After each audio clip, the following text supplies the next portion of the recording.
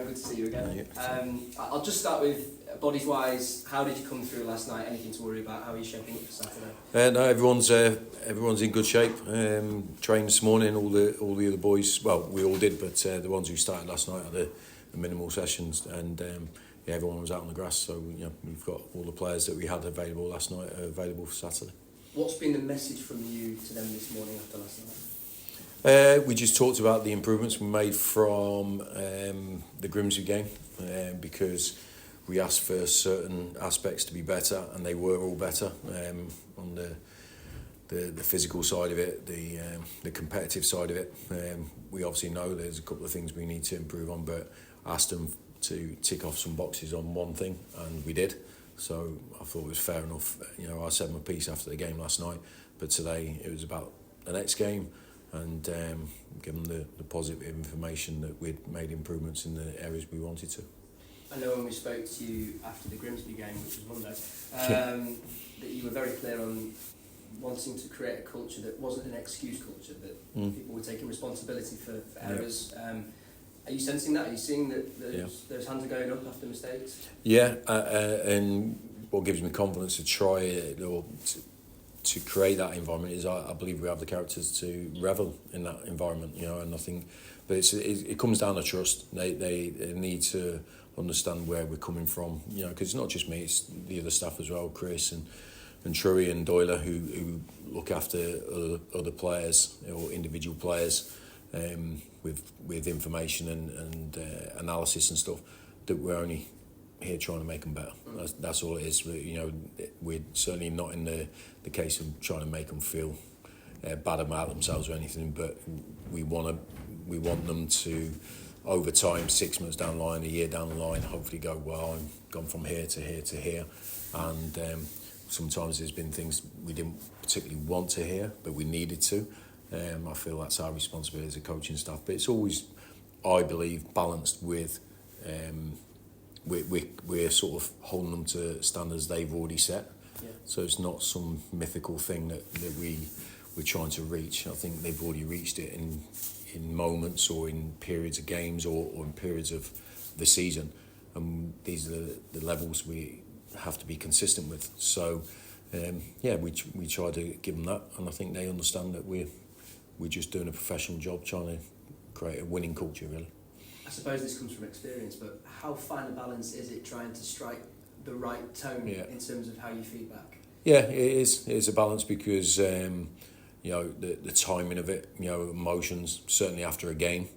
So I really, I'm very reluctant to give much feedback after win, lose, or draw after a game, because I always give myself, or try to give myself, a period of time to digest it and actually give valuable feedback and not just emotional feedback, you know what I mean? And but yeah, I said a couple of things last night that I stand by, but I've spoke to the people I spoke to last night and give in a much more calmer environment and give them sort of more information around my points, really, just to understand it wasn't just an emotional outburst. It was actually, no, look, we have to do this better, and you as an individual have already done this better. So that's what we're trying to get to. So it is a balance, because I don't want to fall out of anybody, but also, I have a job to do, and they have a job to do, and we have to do it together. You made 8 changes for the game. Do you think it was a good learning curve, maybe a sharp learning curve for some of those last night? I thought it was a really good game for us. That was my biggest frustration. I just wanted to go, well done, brilliant result, great performance, all that lot, and the goal at the end took that opportunity.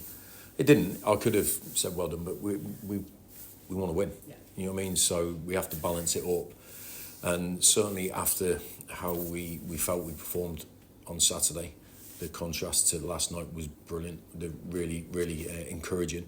And you're right, we did bring new players into it, and they picked up the baton really well. I think, slotted in really, really smoothly. The performance was excellent. They've shown the other players who might not know as much about them that they're good players that we've brought in, and there's really good competition and good players that are here to help us win. So on all those sides of it, it was a really good night for us. but it's the headline, and the headline is we want to win, and we'll never shirk away from that. We always have to take stuff from the performance and everything, but you know, the day we don't feel disappointed about not winning a game, then we need to walk out. Was it a good test for you, just the way that Newcastle as an academy went about their business, very set in that academy way, building out from the back, not maybe a style we will see often in League Two? Yeah, but you know, we look at the day they played more long balls than us. So so there's, so that's the thing. But no, I think it was a really good one because I know how Newcastle do things. I know Jack Ross, who was there last night. I've known him for a long time, and I did a CPD day last year, and it was done by Newcastle and how they're doing things now with the academy, and so they really value these games because they want their players to understand, you know, the competitive level of league football, and they have high aspirations for a lot of those players, and a lot of those players are on good money and cost a lot of money, so they're good players. And 2 years from now we might go, oh yeah, he played. But so I thought it was a really good game for us and for them as well, because they were severely tested, you know, but. Yeah, so from that perspective, I think it wasn't a game you would say against a group of kids. They were a good team, but certainly we were the better team last night by a good margin, and we should have won the game. I want to ask you about Czech Depay, just because we've spoken to him today. Yeah. Really insightful chat with him about why he felt Bradford City was the right choice for him in his career, but also why his parent club manager Gary also felt like this was the right choice for him as well, and actually just spoke about how you know Gary and how that was quite a comfortable transition for him to come into this environment, knowing that this was a good place for him to learn about where he needs to go in his career and what he wants to get out of it. And just from your perspective, how valuable was it to have that insight from Gary, knowing that you were getting someone under his stewardship? Yeah, it wasn't. Look, I didn't speak to Gary before we'd agreed to sign Czech. You know, it was we analysed him, we looked at him, we knew he was potentially available, so we decided that was a player we wanted to bring in. And only when it got towards the end of just, you know, the paperwork signing did we pick up the phone to each other, me and Gary, and have a chat. You know, he wanted to see, because they do value him as a player for Exeter, and but they wanted to see how we saw him fitting in with the team. I didn't give him any guarantees that he would play. You know, as in, you know, I'm not going to say that. I don't say it to anybody, but we've got a tight squad. We want players who can go straight into the team. I said I could have signed 10 other young centre halves who would have been okay to sit on the bench, but I don't know if they'd have been able to play in our team. I wanted somebody who can play in our team, and I think Czech has proved that already at Exeter. And look, he's got his opportunity quicker than probably he thought, or we thought, because of Aidan's injury last night certainly. And but I know I've played with Gary for a long time with Scotland. I've known him a long time, managed against him a few times as well.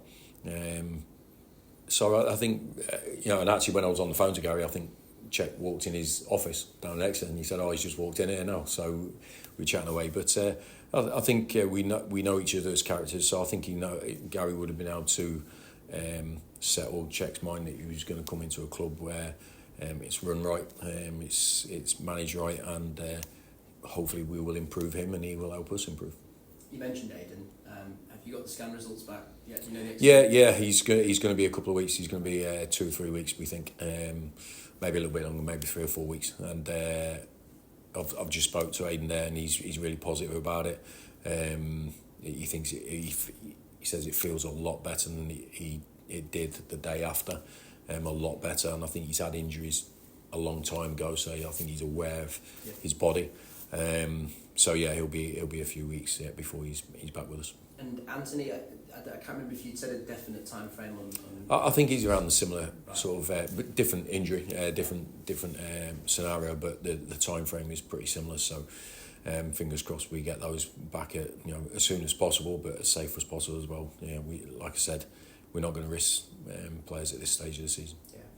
Carlisle next for you, and we were just mentioning to Czech as well. It feels like there's somewhat a rivalry between these two clubs, maybe within the stands anyway, because of recent history. The last time that Bradford City played Carlisle, it was a disappointing afternoon for the football club, so close to getting to Wembley. There's a lot of players in that squad that are still here now. Is it something that you've spoken about, or because it was very much before your time, it doesn't come into consideration? No, not really. No, not at all, to be honest, and I won't, because it's irrelevant for me. What was it?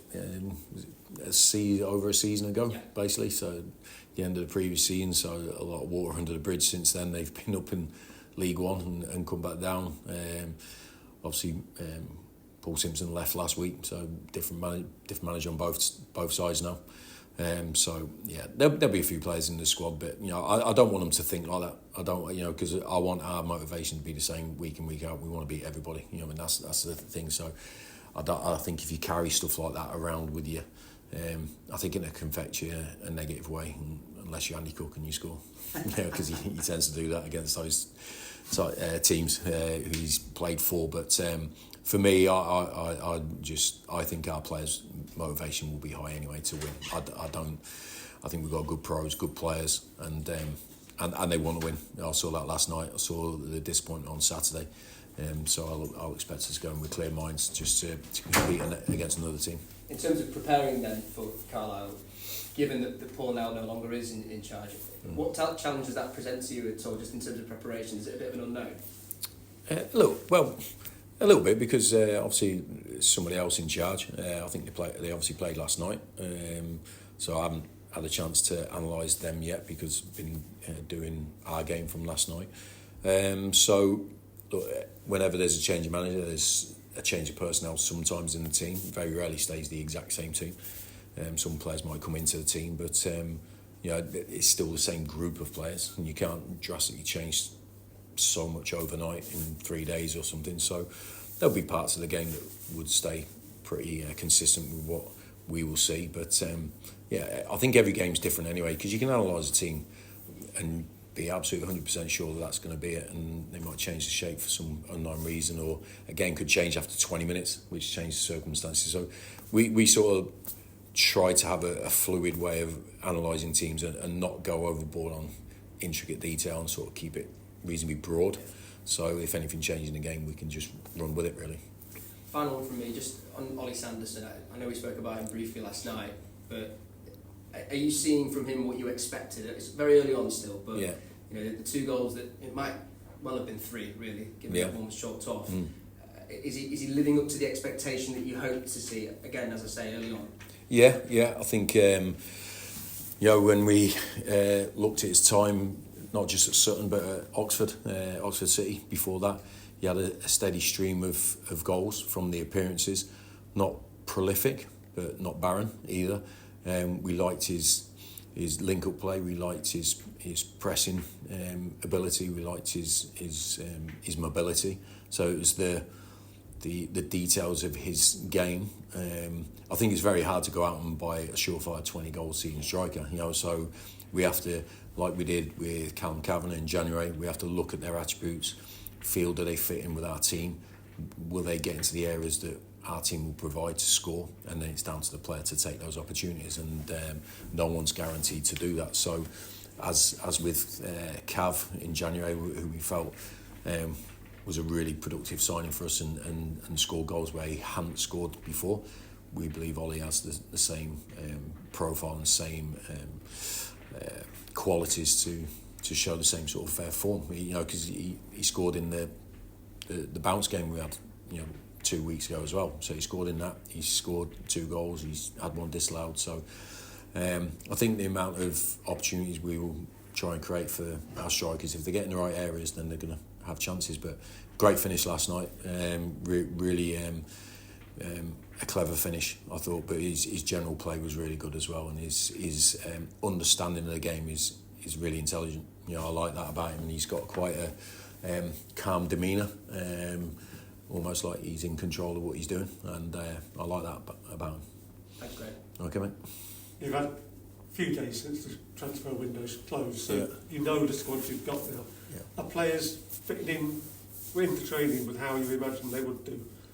A little bit different this week because obviously we've had this game and we changed a lot of players, so we haven't had actually the whole squad training together at the same time because, well, they have been the same time but different parts. Obviously we had the game on Saturday, which half the squad trained for, and then the other half for Tuesday. So, and it's been a bit like that today, obviously, because half the lads played last night. So, but I think over the next couple of weeks when we haven't got midweek games and we can put things in place, you know, they're quite clear about what's expected of them. But I think there will be a settle down period now. I can sense that now. I think I said to you guys last week, it's not just the end of the window and then everything's just normal. There's still a little bit of a trail of it, I would say. So I've been having chats with certain individuals over the last few days just to, you know, them be sure about where I see them, you know, what they can bring to our team, where they fit in with the squad, and all that sort of thing, just to try and settle it down as individuals. But it's been difficult because obviously we wanted to focus on the game last night. But within a week or so, that'll be fine. And presumably with the two injuries you've suffered, that gives players maybe not in those positions, but there is a chance here.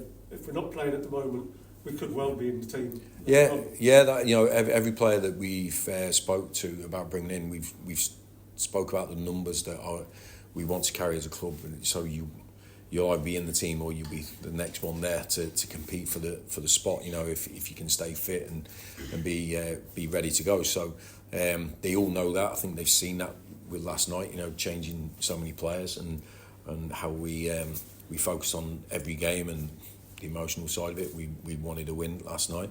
So like I said a couple of weeks ago when we made some change, we've had maybe 18 players start a game in the last 3 or 4 days. So that's really healthy for the squad.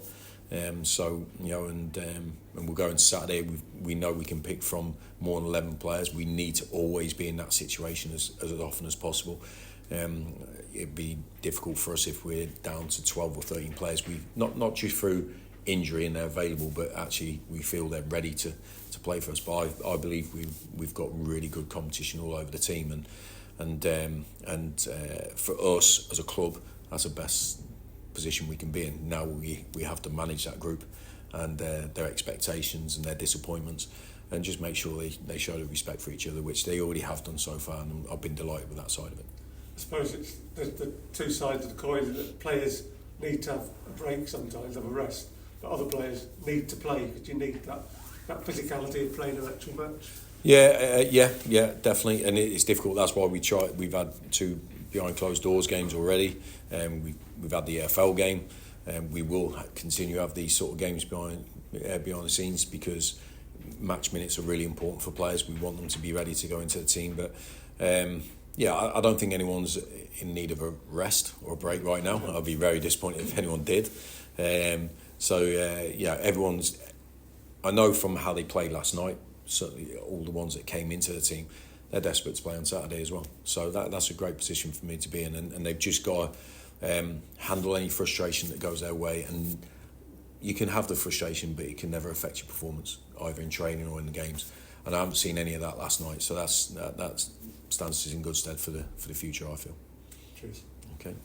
And obviously you were saying about Ollie and the way you started and comparing with Callum Kavanagh, same sort of scenario from when Callum came in January. Obviously Callum's had a little bit of a slowish start of the season. Yeah. Perhaps he needs that first goal. Have you sort of perhaps had to put a word with him, put an arm around him, just to sort of get him going? Because obviously he finished last season so strongly. Similar to like speaking before, a little bit of honesty. It's not always just an arm around the shoulder. I think he knows that we value him as a player. I think we've shown the confidence in him by playing him so much when he came in straight away, and obviously this season as well.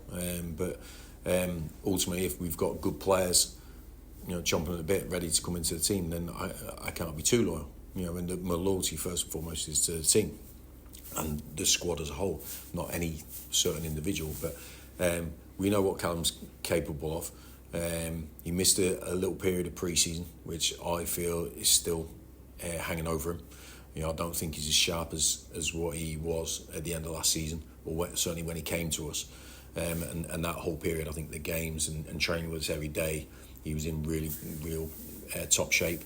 And I think all players have to be in their best shape to produce their best form. And if anyone is undercooked or they've missed a period of pre-season, it can affect certain individuals. And I do believe that's affected Callum in a little way, but we value him highly, like we do with all our players. I think they're good players, and if people are having a dip, it's our responsibility to try and help them out of it.